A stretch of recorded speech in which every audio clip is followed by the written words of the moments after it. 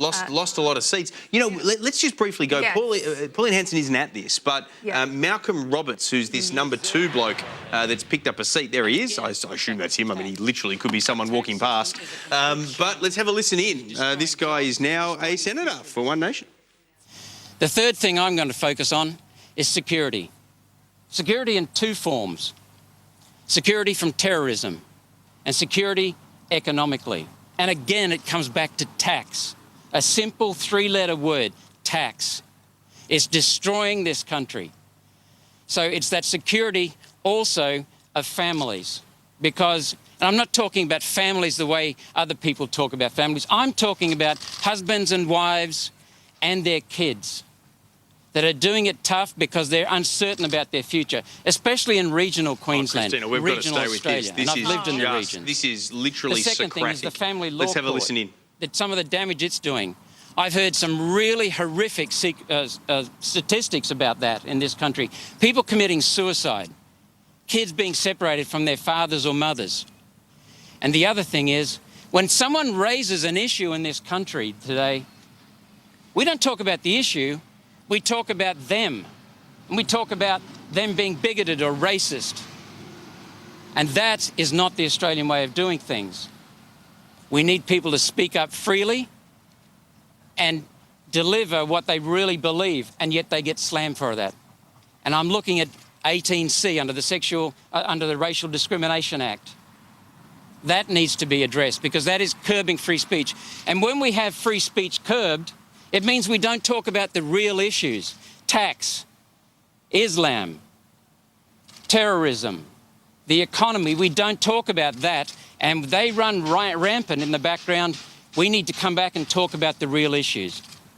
All right, we will leave that there. That's Malcolm Roberts, apparently, the new One Nation senator. He picked up the 2nd spot for One Nation up in Queensland. Kristina, there's a bit of a thing in television called back announcing. You know, one of the presenters has to back announce what was just said. Take me through whatever it was that he just said. It was incoherent. He said we should speak freely. I'm just going to label it. It was incoherent. He was there. He's there to talk about security, about terrorism. Is it a very simple 3-letter word, tax? And it's all about a 3-letter word, tax. It was as if here's just some random words. I'll just throw them out there in a grab. I actually think he's going to be really easy to negotiate with. Said it. You've only got to put together 9 of 11. I mean, it's not going to be much of a task. Wow. Okay. Well, he is the number 2 position, so maybe he'll get some advice from Pauline Hanson on. No segue. Okay. Let's bring in Tom Connell. Yeah, let's bring in Tom Connell here. Tom Connell. What's his name? Malcolm Roberts. Your first impression? Look, he'll be an interesting presence. We might get him on the doors on the way in and see what he thinks about the world. Interesting that he said that we need more freedom to talk about tax. I don't know if anyone's feeling unsafe or getting sued for talking about tax reform. Maybe it was a dirty word for Scott Morrison at the start of the year, and he misled me, of course, on the GST. He might be onto something. The Prime Minister seems pretty unwilling to talk about tax reform. He doesn't seem free to talk about it at all. Connell, I wouldn't be ridiculing Senator-elect Malcolm Roberts if I was you, because he might be your ticket towards accurate predictions, because maybe he's up for a GST debate, you know, the one that you thought would already be in place by now. Well, that would be increasing tax. I don't see how he'd be on board with that. You can reduce the overall burden. You can cut taxes elsewhere. It's a 3-letter word, Tom. It is. I fact-checked that before. You are right on that one, so we can confirm that at Sky News. I do think it's interesting. Welcome back to the program. We're going to actually take you back to Malcolm Roberts, who's still going with that media conference as the new One Nation senator, the number 2 elected One Nation senator up in Queensland. I could continue to introduce him because I suspect he'll be talking for a while, but let's have a listen in. You watch the news, listen to the news. Do you believe those? What's the purpose of your question?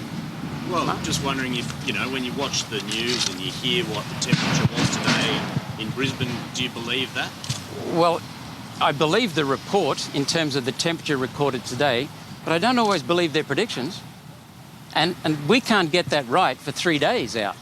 We sometimes can't even get it right for the next day. And that's despite having satellites looking down on us and being able to see fronts coming across Australia.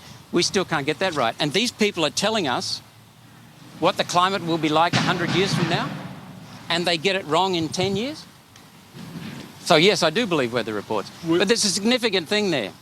They don't measure the carbon dioxide levels at weather stations. If it was so significant, wouldn't you think they'd do that? One Nation has a history of disunity and splitting in the past. In the last parliament, we saw Jackie Lambie and Glenn Lazarus break away from PUP. What's to stop you or somebody else who's been elected under One Nation's banner doing the same thing? There's nothing to stop anyone doing that, nothing at all. The thing that drives Pauline Hanson's One Nation and our party members and those who are elected, Michael, is very simple. We believe passionately about this country. And I would doubt that there's anyone in this country more passionate about our country than Pauline Hanson. She's strong and she's spoken out about it and taken a hell of a lot of flack. And the other members of Parliament who are from Pauline Hanson's One Nation are passionate about this country. I've met them all myself, and we are in it for the long haul. The other thing that's different is that Pauline Hanson now has 20 years of experience, and she is now so much stronger, so much more grounded, and she understands. She has been ripped off, downtrodden, kicked in the belly so many times. She's now awake, and she won't be letting this party grow phenomenally. If we get a lot of people coming on board, she'll be managing that growth so that it can be managed properly. And the parties can guarantee you'll do a full term under the One Nation banner? Yes. And how would you describe the party at the moment? It's now flush with cash. Ian Nelson and the like, they're running a tight ship. I don't know that we're flush with cash. We've had some cash, but it pales into insignificance beside what the Liberal Party and Labor Party are taking from voters. And Pauline Hanson's been very, very clear, saying she wants to end all of that, including the cash, the little bit of cash that we're getting. So, that's a corrupt system. So, I can't see the issue there. Did you want to state it in some other way? No. Okay. Can I get your view on just a couple of things? You're personally not bound to the party, so do you support the government's changes to superannuation? No. Why not? Because it's a patchwork job. It's just band-aids on band-aids again. And what about same-sex marriage? What's your view on that? I just gave it to you, plebiscite. Let the people decide. That's not binding, though. If the people said that they support same-sex marriage, would you pass a same-sex marriage bill or help pass it? I'm here to serve the people of Queensland and Australia. So you would? Yes. And can I ask, I just don't know much about you. What were you doing before you started the campaign for the seat? I'll give you my quick history. I worked, I graduated as a mining engineer with honours from the University of Queensland right here in Brisbane. And then I decided I'd better go and learn something, so I worked as a miner underground for about 3 years around Australia, regional Australia. Then I went to the United States and I worked there for 2 very large companies. And then I travelled through all 50 states and all but one province in Canada. I couldn't find the bridge to Newfoundland, so I didn't go to Newfoundland. And then I went to Britain. I came back here. I rose very quickly through management ranks in the coal industry, and I'm very proud of my association with the coal industry. And then I did an MBA in America at University of Chicago and came back, and I was recruited back to head up the largest underground coal project in the country at the time. And after 3 years, we'd set remarkable records. I then worked initially with my wife as a management consulting company, and I've worked internationally helping people improve their businesses and the way they run their businesses and leadership performance. And for the last 8 years, almost 9, isn't it? You should know, you've been counting. The last 8 or 9 years, I've been exposing the corruption of the climate science, so-called science. And Pauline Hanson approached me about 3 years ago, asked me some facts about climate, was impressed with what I told her. And then she approached me early this year to come and have a talk. She then got hold of me about 3-4 months ago and invited me to be a candidate. I said I'd talk it over with my wife. I also spent 12 hours one day with Pauline, and she satisfied all my needs, and there's my history. And how did you pay for your family and yourself for the last 8 or 9 years? I made some pretty good investments because I worked pretty hard, and I was fortunate with those investments. But my wife wasn't too happy at times.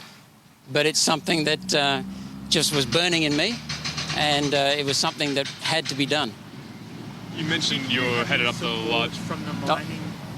Did you have any support from the mining industry or industry generally during your campaign? Any donations? No, and I've never had any money from a mining company other than as an employee. And the last mining company I worked for as a consultant was about 8 years ago. So I got no support whatsoever. And I'll make it very clear that one of the problems we have with climate claims, which are false, is that the mining companies themselves, I've talked with many CEOs, and they don't believe it. But they don't have the guts to stand up and tell the truth, because they're cowed into thinking that they will be smashed as being anti-environmental if they speak up. So I'm going to take one more question, and then we're going to go home. So can I just check something? So, correct me if I'm wrong, you don't have any qualifications as a scientist, but you believe that the scientists at the CSIRO and the Bureau of Meteorology who warned that climate change could be man-made, that they're corrupt? I love the way you asked the question. Let me be clear again about my answer. I have a Bachelor of Engineering honours degree in mining engineering, which is a science-based discipline. It's not climate science. Show me too many climate scientists. Tim Flannery is not a climate scientist. He's a mammalian paleontologist who misrepresents the data. But the CSIRO, the Bureau of Meteorology, I just want to check, you're saying that the people there who study that area of science, they're corrupt. I'm telling you right now very clearly, I'll say it again, I've said it to you before. Empirical evidence decides science. No one in the CSIRO or the Bureau of Meteorology has ever presented any empirical evidence that proves cause and effect between our use of hydrocarbon fuels and changes on climate. No one. You'll have 3 years to obviously deal with Malcolm, so thank you for coming today. Thank you. Thank you very much. Thank you. That is the Queensland Senator-elect now from One Nation, Malcolm Roberts there, speaking to the media in what I suspect will be the first of several press conferences, given the media's interest in some of his answers there. It was interesting, you know. Like, I mean, interesting. you know, hats off to him for standing his ground. You know, he was being mocked. But yes, well, just to recap, he's says climate claims are false. He doesn't believe. He says most mining executives don't believe in climate change, but they don't have the guts to say it out loud. And he called climate scientists corrupt. Yeah, I probably wouldn't go there, but yep. Yeah.